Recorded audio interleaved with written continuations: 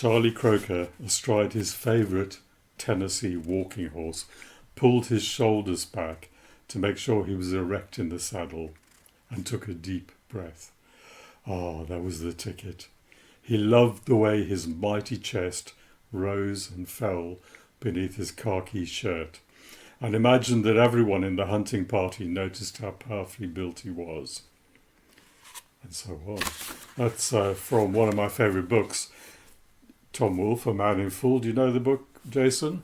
I haven't read that particular book, but I've read other Tom Wolfe stories, particularly A Bonfire of the Vanities, and what a great writer he is. Yes, and that description at the very start of the novel describes the main character, Charlie Croker, and his dominance. It's a wonderful way to build a character.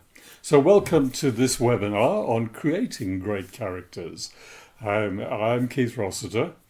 And I'm Jason Mann, writing as J.H. Mann. And you'll find more about us in the notes below this webinar. Now, we always welcome questions, and if you do have a question for us, then do please put it in the chat and it will be answered at the end of the webinar. We aim to explore 4 key areas here. What is agency? How can we create great characters and why does it matter? How we can avoid creating weak, one-dimensional characters. And then we'll look at how to fail, or how not to fail, with a few examples thrown in to illustrate the points. So, what is agency and why does character matter? Well, great characters don't just tell a story, they are the story. Character is at the heart of every story, and of course there are gripping plot points that stick in our minds, but that's because those moments happen to and through the characters we're connected to. It's said that there are only 7 basic plots. I've also heard 11, but you'd pick a number, it's quite small. So any story has to be about the characters who are involved in these handful of unique plots. Yeah, I've heard something very similar. Only 7 stories ever told, absolutely. But every story is a story about someone who goes through something, does something, or who wants something and pursues it. It's a story about someone who. Yep. Yeah. Think of your favourite stories and break them down into it's a story about someone who. Now, agency means characters can make choices that change the story. Stories are all about people making choices. Our job as writers is to toss down regular forks in the road, as it were. In this scene from the movie Heat, the bank robbers have chosen their course. But the people on the ground have no agency. They are carried along by events. But even characters whose name we never learn can have agency if that's what we need to advance the story. In the same movie, the bank manager takes a beating for refusing to give up his key. And that raises the tension and allows us to understand the brutality of Robert De Niro's character. Great movie. Absolutely. It's a very memorable scene, isn't it? Yeah. Yes, certainly. Agency in storytelling refers to a character's ability to make choices, take actions, and influence the direction of the plot, rather than being passively carried along by external forces or other characters. It's crucial in storytelling. Sometimes the idea of agency can itself be an integral part of your story. In Charlotte Bronte's Jane Eyre, if you think of that particular story, Jane starts off as an innocent 10-year-old girl, I think she is, whose parents die of typhus. Now, she faces many challenges along the way, of course, as you do in any good novel. Any good life. Yeah, indeed, yes.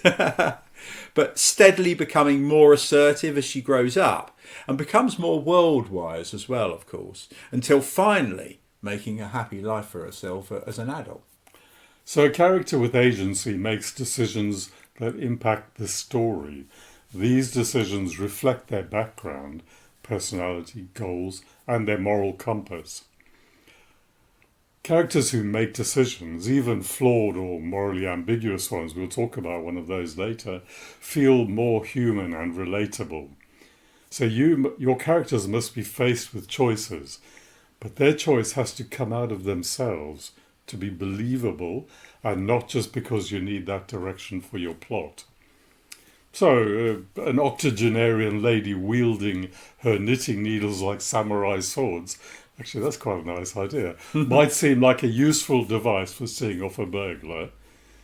But unless you're writing comedy, your reader just won't buy it. I'm not sure I'll be putting it in my next book, Keith. But anyway, yeah, good idea though. So your first task as a writer is to ensure that your characters have agency within the framework of your story. Readers are much more likely to connect with characters who actively shape their stories. Characters with strong agency feel dynamic, while passive characters can really seem dull or frustrating.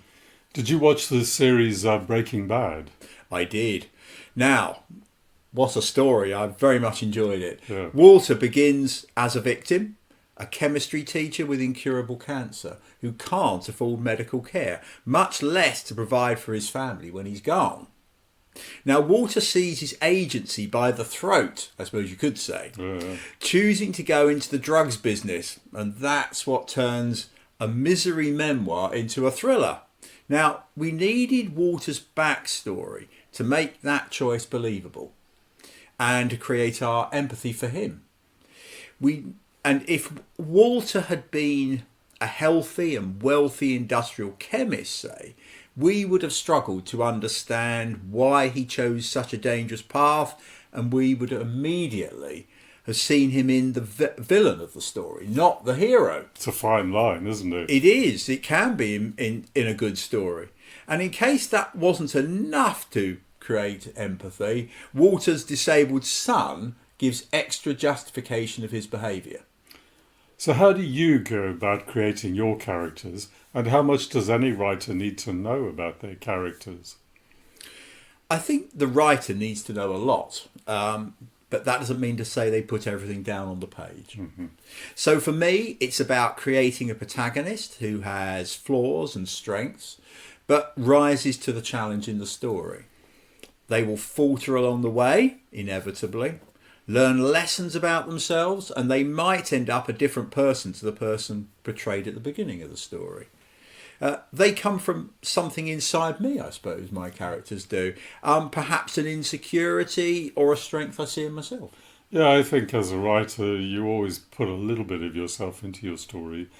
I very much like Will Storr's sacred flaw approach.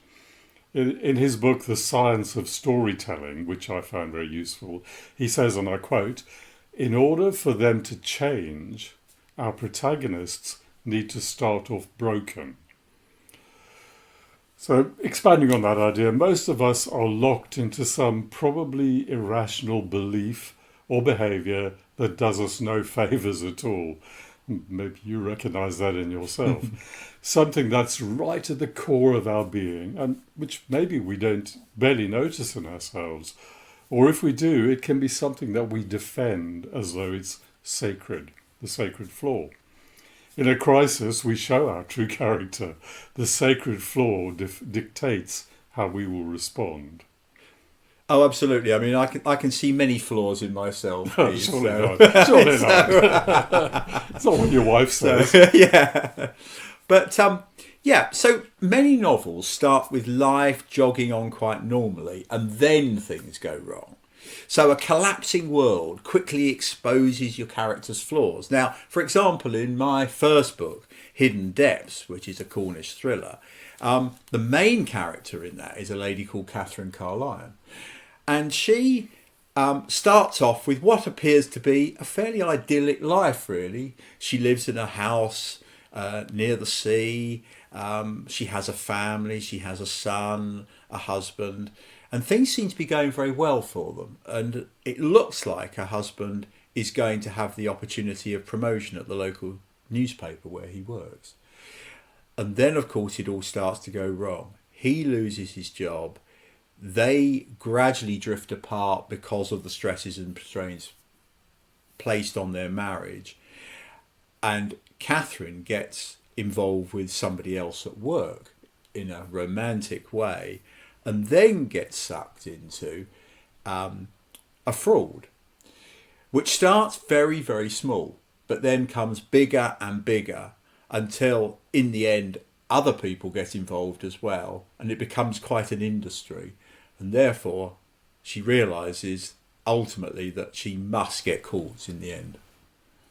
So that's the story of one of my novels, and I think it's probably, and I see similar things in many other novels where you have that situation where it starts off very well and it appears to be almost an idyllic lifestyle, and then it very quickly goes downhill.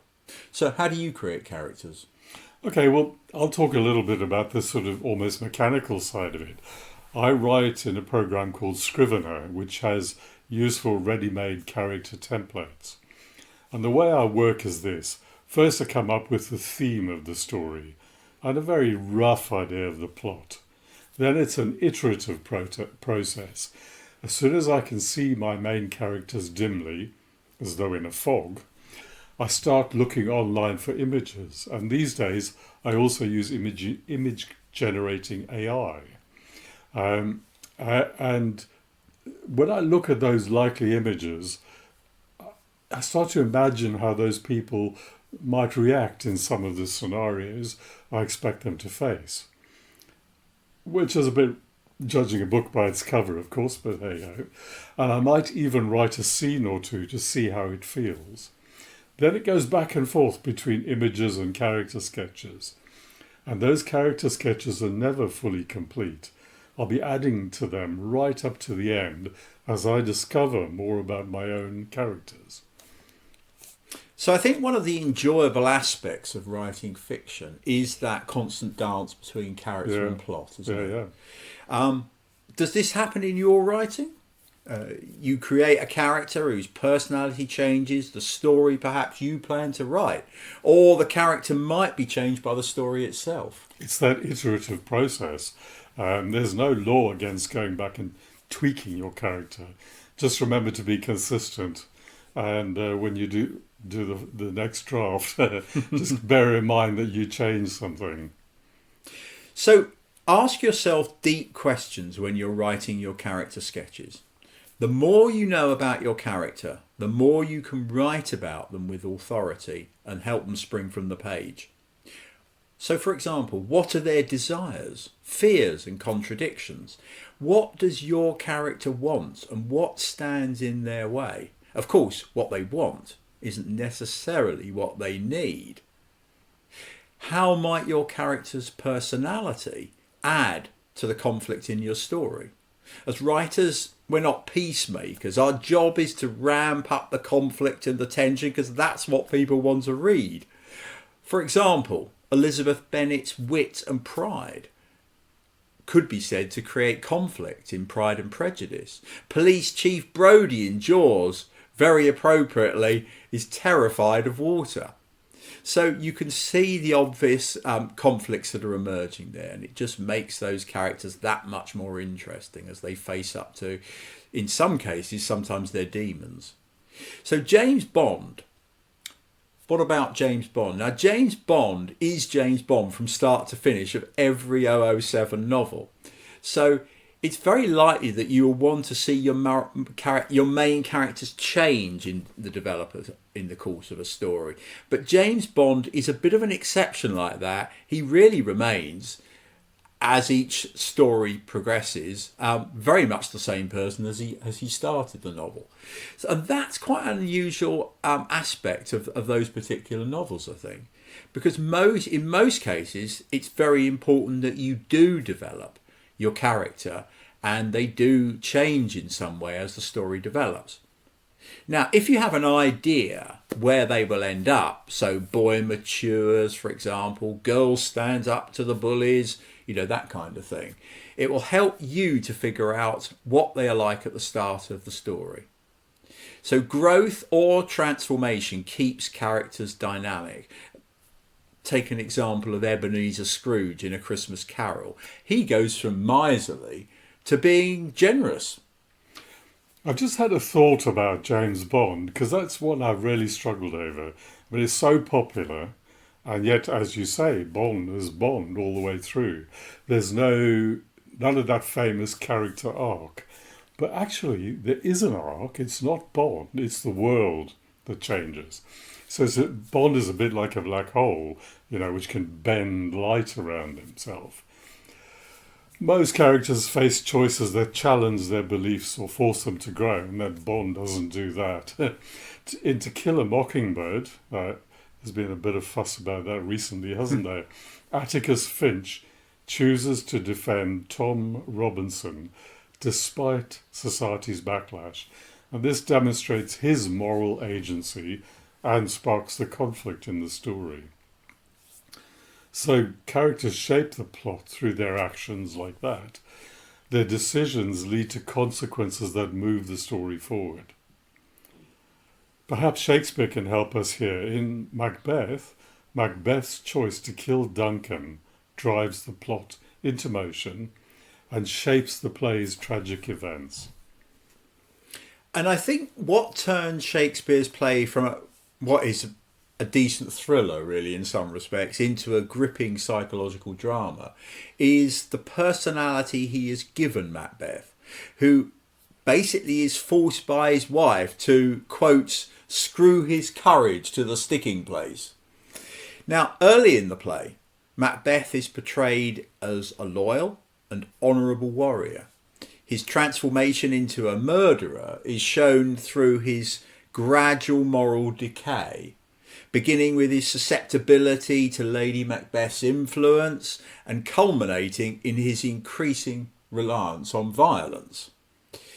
To some extent, Macbeth fits Aristotle's definition of a tragic hero, flawed but noble. And his flaw is his unchecked ambition, which leads him to betray the values he has earlier on. So be sure to give your heroes flaws if you don't want them to come across as rather weak saccharine. And in the Greek myths, the heroes, even the gods, have flaws that make them interesting. Which takes us back to the sacred flaw idea. If you do nothing else, make sure your protagonist has flaws. Look around you, everyone is flawed somehow. Not me, of course. Yeah. So does your protagonist even have to be the goodie in the story?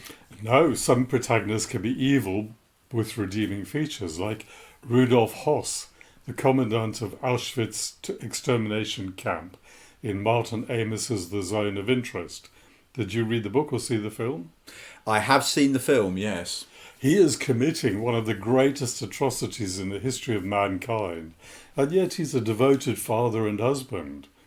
So stealing from real life doesn't make you a thief. If you observe real people for quirks, habits, and speech patterns. Some people keep a character notebook. I don't go that far, but I do have documents on my computer for characters and dialogue, and occasionally record snippets here. Here's one I wrote down. I was eavesdropping on two elderly ladies walking past a furnishing shop, and one remarked of the cushions in the window that they were verging on common, my dear, which immediately paints a picture of your character's view of the world. So a writer should learn to eavesdrop like a spy. Dialogue is a window to personality, and in my character sketches on Scrivener, I always have a heading, Things They Might Say. Yeah, so you generally want your protagonist to be proactive. That is certainly true. They might well react to unexpected events, but ultimately they must take the initiative to solve problems, achieve their goals, or confront challenges. But there can be a place for reactive characters in stories who only respond to events happening around them, though they are not the protagonist. It might be that such a character helps to throw light on the protagonist's character or his or her thought processes. Stephen Maturin is an important character in the Aubrey Maturin series of novels, and the film Master and Commander. The author Patrick O'Brian uses Maturin to explain nautical terms and concepts to the reader. While he's on board ship, Maturin is very much the passive foil for Aubrey, and if he stayed that way, he'd be a pretty boring character. But O'Brian avoids making him tedious by giving him separate land-based subplots. Yes, and what a great story that is. I have seen the film and I've read the book, and really, really fascinating. And it's a very clever device, that, isn't it? Now, another example of that, and perhaps even better known than that particular one of Master and Commander, is Conan Doyle. Because Dr. John Watson, he's central to Sherlock Holmes' stories, but mainly as a reactive character. While he's intelligent and competent, he responds to the actions and decisions of Holmes rather than directly shaping the course of the plot. His reactions really, I think, play an important role in grounding Holmes' eccentricity. They also provide a relatable perspective for the reader, whose intellect may not be as sharp as Holmes's. Seeing Holmes through the eyes of his friend makes him more human than he would be with unfiltered vision. Sometimes a story deliberately shows a character with little or no agency, often as part of a broader narrative arc. A character might temporarily lose agency due to external circumstances, creating tension as they fight to regain control. So in The Lord of the Rings, Frodo struggles to maintain his agency as the ring's power begins to dominate him. And I think there's an aspect of sort of purposeful lack of agency there can be in a story.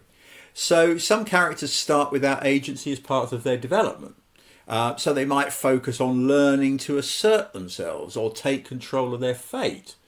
So, for example, going back to an example I cited earlier, Jane Eyre. Jane begins largely as a passive character under the control of others. She's very young.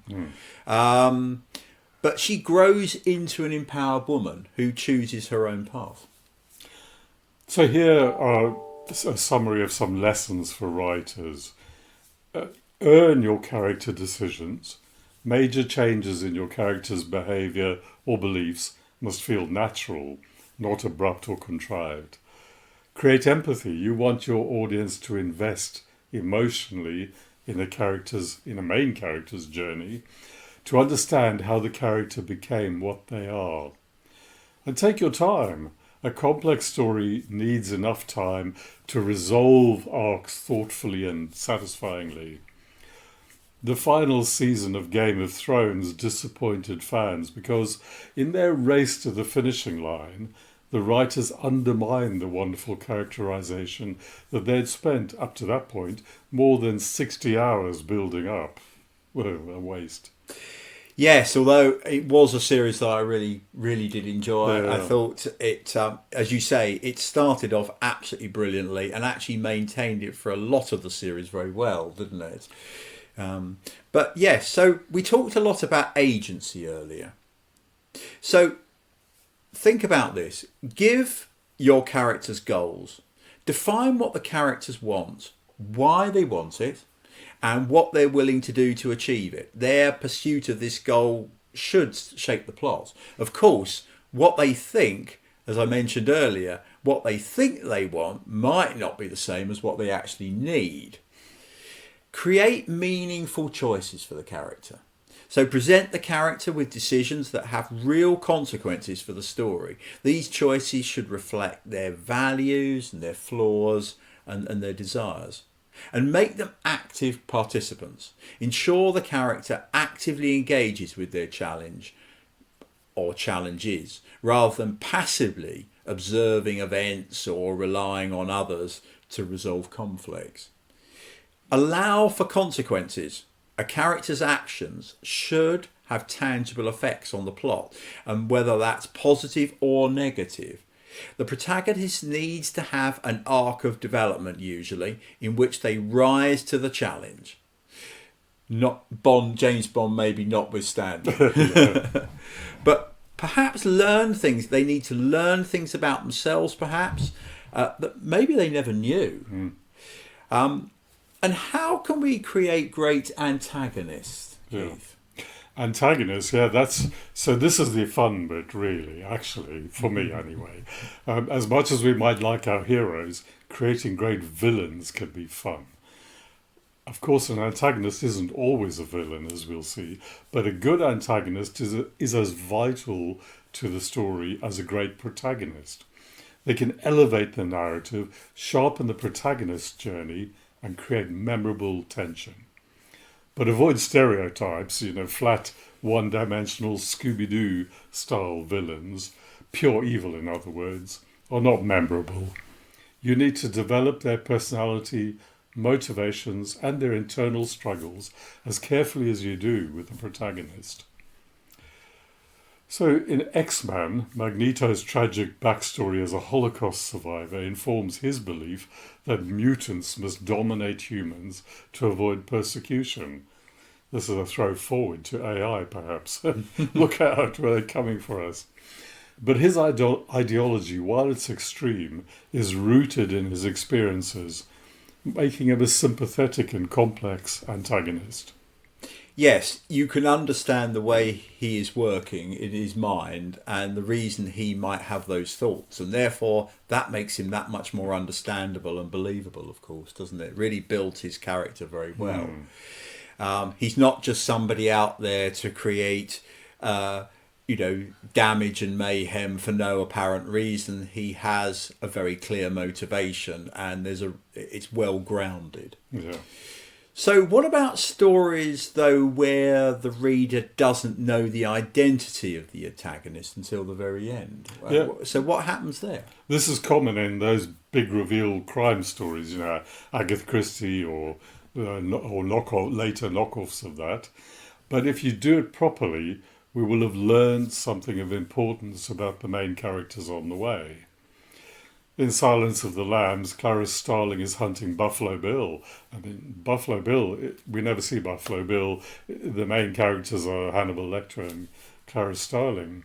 And Lecter helps her to understand the psychological profile of the killer. So the novel emphasizes the need to get inside the mind of the killer to predict his next move. Yeah, Hannibal Lecter is a very interesting character, isn't he? Because he's combination of charm, intelligence, and really deeply disturbing violence makes him both fascinating and terrifying. He's not somebody that you automatically, even though he does terrible things, you automatically hate in every kind of way. At times, when I've watched the film, for example, and read the book, just in a small degree, you almost feel like you're in his corner sometimes. It's because weird, isn't it? It is very strange. So it is a very clever novel in that respect. So, it's interesting that in the novel, Thomas Harris actually leaves much of Lecter's backstory shrouded in mystery. And that contributes to his unsettling aura, of course, to some degree. But clues to his character are embedded in the writing. His victims are often individuals he finds rude, uncouth, morally reprehensible. And so this kind of warped sense of justice suggests a unique, albeit deeply twisted moral code, I think. A less warped example is O'Brien, the main antagonist in 1984. 40 years ago, since 1984 actually passed us by. I don't know if we're living in the novel yet, but what do you think about him? Yes, absolutely. Actually, funny enough, I was watching a programme yesterday about North Korea on TV, and it did feel a bit like 1984 in some respects, watching a bit of that, some aspects of it. But O'Brien is entirely committed, isn't he, to the party's ideology. So it seeks total control over human thought and behaviour, and he sees the party's oppressive role as a necessary and righteous force for maintaining order and ensuring basically stability of society. I think some of the quotes that are used in the book are things like, the object of power is power. We control life, we control or we create human nature. Men are infinitely malleable. Some truth in there. Yes, there are some very strong truths in there sometimes in these, these fictional stories. There's a lot of truth sometimes, isn't there? I mean, his confidence in his ideology makes him a chilling and persuasive villain. O'Brien's belief in the party's mission makes him really a formidable and terrifying antagonist. And his dedication to a cause larger than himself, really, creates a disturbing resonance. Readers are forced to grapple with the seductive logic of his ideology. So just like your protagonist, an antagonist must have strengths such as intelligence and charisma, and flaws such as arrogance and impatience. Give your antagonist a background that explains how they became who they are. This doesn't mean excusing their actions, but providing context helps readers to understand their motivations. The antagonist's motivations should oppose the protagonist's goals, so creating obviously a meaningful tension there. So give the antagonist agency, make them proactive, not reactive. So just like the protagonist. In many respects, yes. Yeah. I mean, a great antagonist will often set the story in motion. I mean, they should take initiative and actively challenge the protagonist. I mean, if you take something like Othello, for example, Iago manipulates nearly every character in the play, orchestrating the downfall of Othello through his cunning and his malice, that kind of thing. And his scheming keeps the plot in constant motion. If you take something like, or a character like the Joker, and this is the Joker in the film The Dark Knight as opposed to the more recent one, he's a foil to Batman, and he's embodying chaos and anarchy in contrast to Batman's order and justice, of course. So their philosophical Spit it out. Yes, absolutely. Conflict makes their dynamic really unforgettable, really. Yeah. So, of course, in the film The Joker, which is the more recent one I referred to a moment ago, the Joker is the protagonist. Yeah. So let's quickly recap this section before we move on. Keith. Okay. So first, create memorable traits and presence for your antagonist. A unique personality, quirk, or worldview can make them unforgettable. Symbolism matters. Use their appearance, habits, or actions to symbolize their role in the story. There should be a fear factor. The villain, if it's a villain, should evoke fear, respect, or awe, whether through their physical power, their intellect, or emotional manipulation, or their eating of people's faces, like Hannibal Lecter. Yeah. Show their vulnerabilities. Arrogance leads to failure. Sacred flaw again. Complex emotions. Allow them to have moments of doubt, pain, or even love to make them feel like fully realized characters. So, the antagonist should pose a credible threat to the protagonist, first of all. At first, overpowering them might seem impossible, because with the odds heavily stacked against the protagonist, I mean, take a film like Die Hard, for example.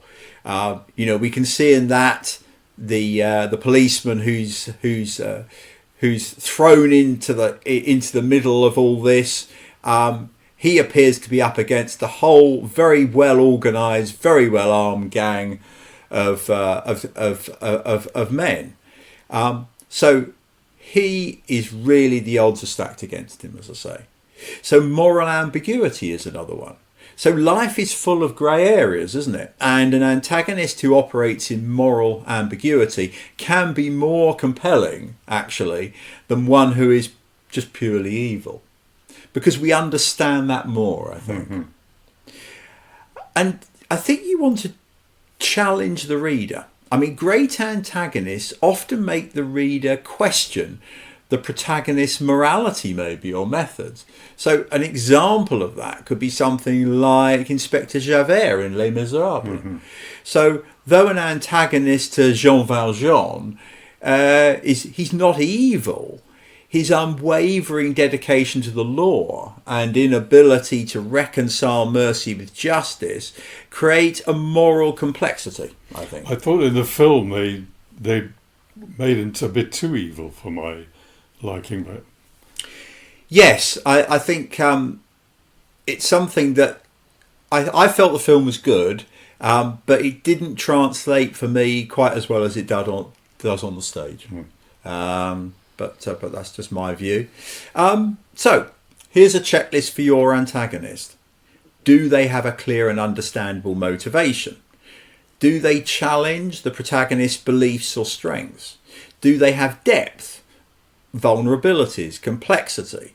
As mentioned earlier, this isn't always possible where an antagonist remains a mystery until the end, of course.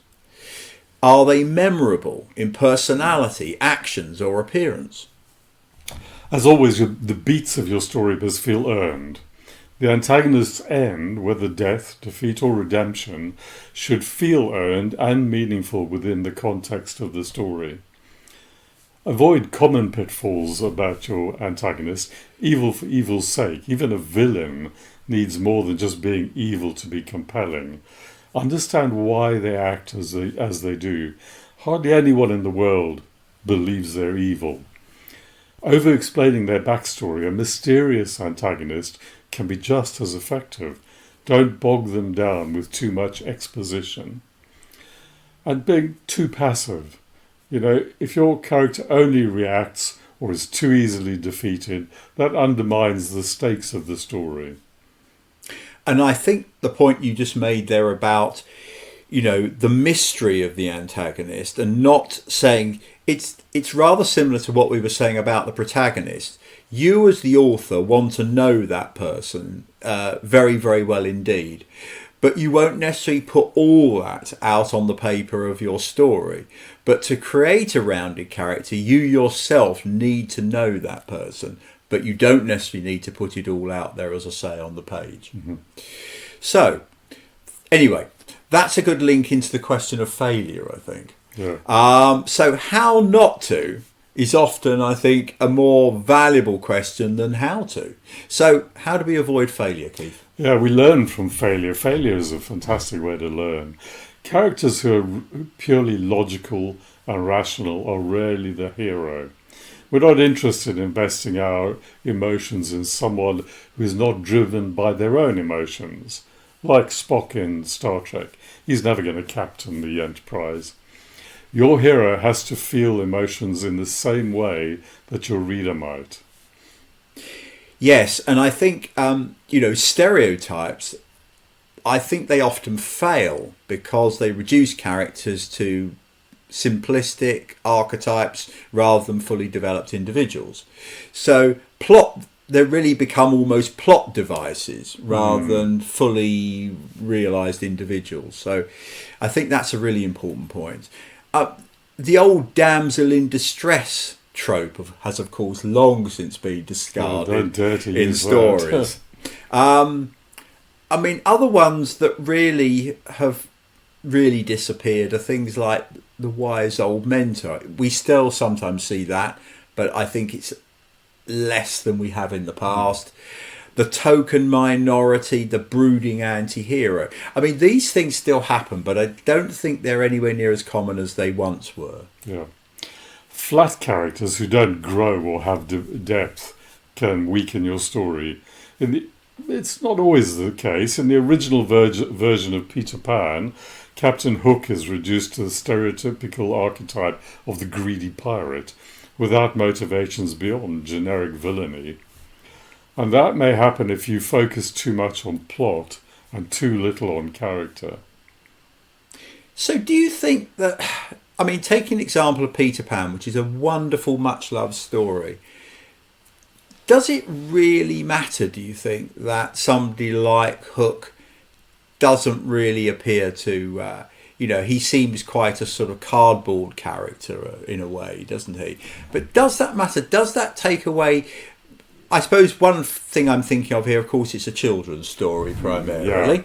So, I mean, there's obviously something like that to take into. But what's your thoughts on the fact that, is Peter Pan an example of that, or is he actually an exception in the sense that the story is still very watchable, children love it, but Hook is rather a very sort of, as I say, very much of a cardboard character? What's your view? I wonder if children's stories actually are a completely different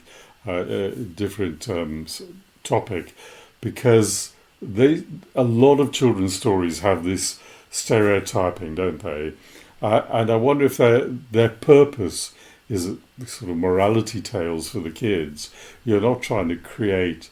I mean, children haven't developed that complexity of understanding yet, and you're telling them something. Little Red Riding Hood, don't go in the woods alone, little girl. There's a purpose, a morality tale behind children's stories. So maybe that's something entirely different. But even in stories for grown-ups, you can break them successfully. But as with art, don't break the rules till you know what they are.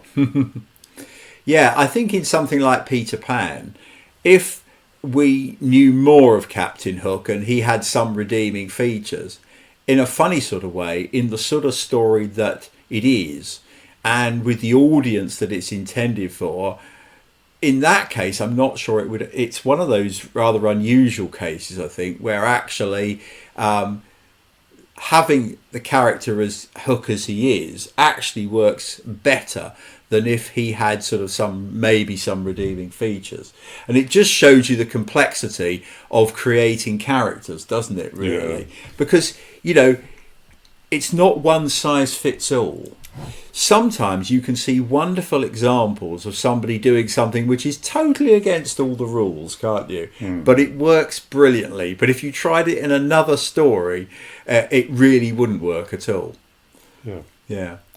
So, weak antagonist functions primarily as an obstacle for our hero, and rather than a complex character in his or own right. I suppose an example of that we've just been talking about is for example, is Moriarty in Sherlock Holmes, of course. We're shooting down our own examples a little bit. Yeah, I mean, a weak antagonist maybe can seem more like a sort of bit more of like a force of nature, maybe, rather than a rounded human. But in some cases, like we said earlier, does it actually matter in some cases? As I say, it just shows you the complexity, I think. Really. Learn the rules and then break them. So you can fail if there's not enough at stake for your protagonist. Your story needs to be life and death, or at least life-changing, like the example you gave before about Die Hard. In that story, he makes a choice. He's in that building. Sorry if this is a spoiler for anyone, but it has been around an awful long time.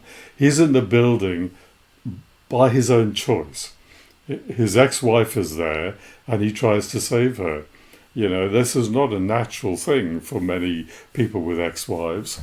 So he's made that choice, and that's what really makes the story exciting. It does, and of course, what it does is it says a lot about his character, doesn't it? Yeah. In the sense that the tension has been dialed up, because it's not just a case of him trying to survive in the building against a group of heavily armed men. It's the fact that he's got this extra skin in the game with his wife, who he still loves, of course. And he's prepared to put himself at risk to try and bring the whole thing to a satisfactory conclusion, and to save her, and obviously to break the hold that these particular individuals have. So I think in what you're seeing in a case like that is you do create, by having the choices that he makes, they really tell you a lot about his character, don't they? I think that's it. So one of the things also that I think you have to be very, very careful with, and this can sometimes happen. I fall into this trap myself sometimes when writing a book, and then I've had to rewrite quite substantially because I've decided this, and that is that you don't want the lesser characters in the story to be more interesting than the protagonist. And that is a very easy trap to fall into. Very, very easy. So I suppose, thinking of exceptions again, and we don't want to completely collapse our own arguments, but a notable exception, I suspect, to that rule is the comedy series, which has been such a big thing over Christmas, Gavin and Stacey. Yeah. Because if you think about that, really, Gavin and Stacey are fairly uninteresting characters, really, aren't they? Yeah. The really interesting characters are all the people around them, like Nessa and Smithy and all their dilemmas and things like that, and Uncle Bryn. And so that is an exception. But generally speaking, you do need to make your protagonist the most interesting person in the room, I think. Gavin and Stacey works because it's a comedy, and maybe that's like children's stories. It's a different category. Are there different rules for comedy? What do you think about that? Well, yes, I think there are. I think my personal view is I think you can get away with stuff in comedy which you could never do in a serious story. I think in a serious story, something else you need to be very careful of is overloading traits, don't you think? Yeah, absolutely. If you pile like a poor old donkey too many quirks on top of your character, their knees will give way, and you could end up with caricatures. So focus on 2 or 3 defining traits. So a weak character can undermine a strong plot. When characters are flat and uninteresting, frankly, readers are going to lose interest in them and what happens to them. And this is sometimes, I actually often see this when I'm reading reviews of books. And this is one of the main criticisms I often see, that the reader said, I really didn't really care in the end what happened to this person or these people.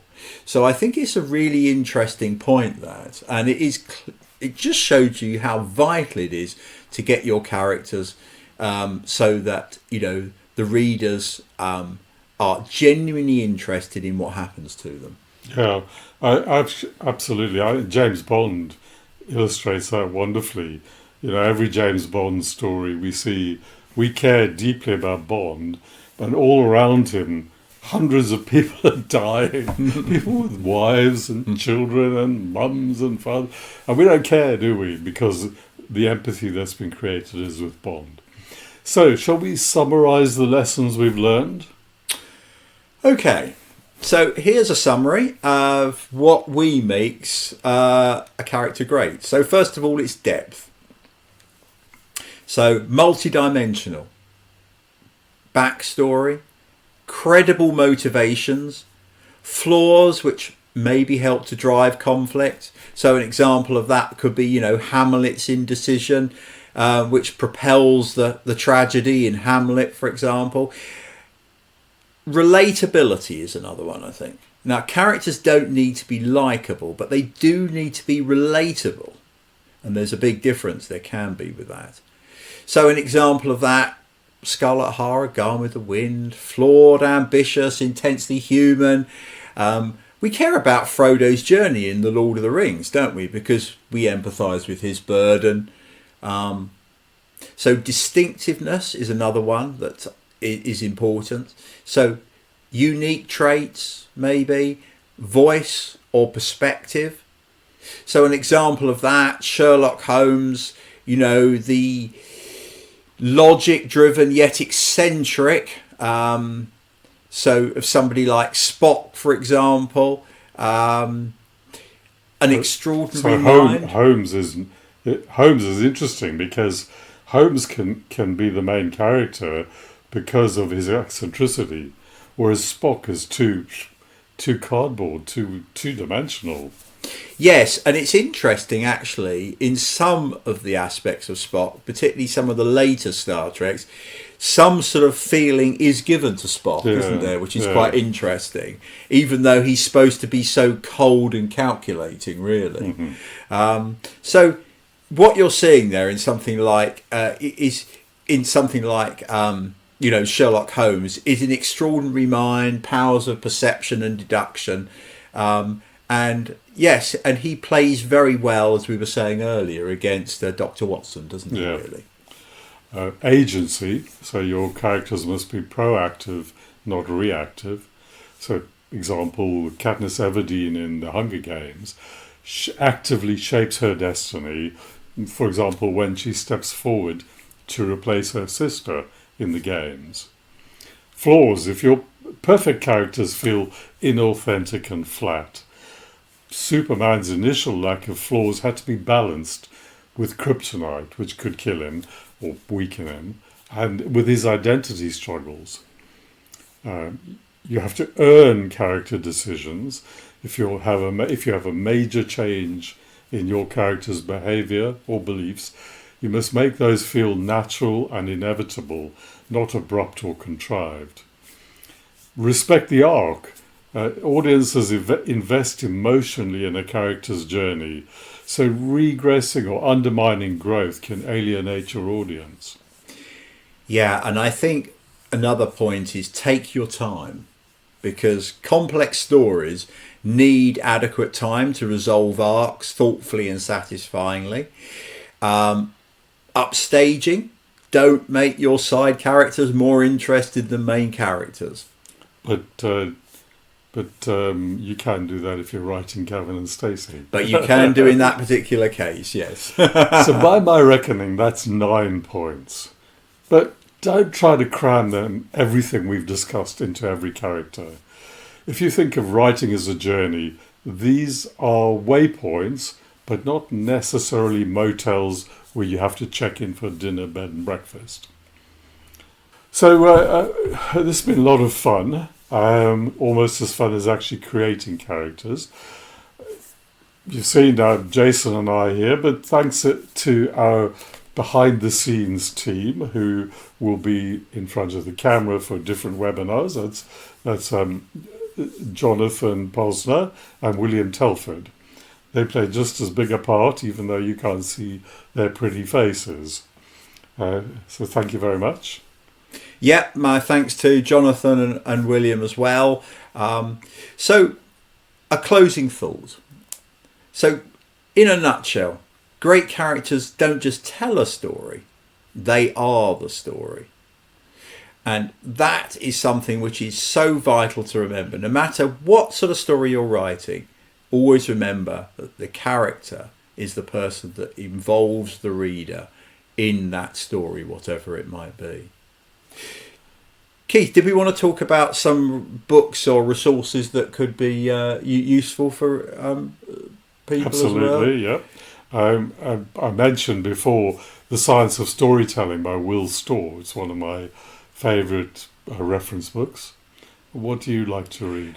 So one of my favourites is one called The Craft of Character by Mark Boutros. I don't know which that is one. Very good, very interesting read, not very long, but I would certainly recommend that one. Then there's The Art of Character by David Corbett. And then there's, I think, another one is Steal Like an Artist by Austin Kleon. Yeah, all good books, all worthwhile. But be sure to write instead of reading. Yeah, you're not here to read. There's a million reference books you could be reading. No, not quite a million, but plenty of them, and you could end up being sidetracked. Instead, come and listen to our next webinar, which really takes us on from today's. That's on Thursday, February the 6th at 8 p.m. GMT, are we still on GMT? Yes. Sadly, we're not on to summertime yet. Thursday, February the 6th, GMT, and it's on the art of dialogue. Creating natural and engaging dialogue that drives the story forward and develops your characters. So please do join us then. And details are in the comments below this webcast. And that's, that's good night from me. And good night from me. Yeah. These webinars are brought to you with the help of our publishing partner, Winter & Drew. Winter & Drew brings the best of both worlds of self-publishing and traditional publishing to authors looking to get their books out. So thanks to Winter & Drew, which you can find more information about Winter & Drew on winterandrew.com. That's winter and, A-N-D, Drew, D-R-E-W.com.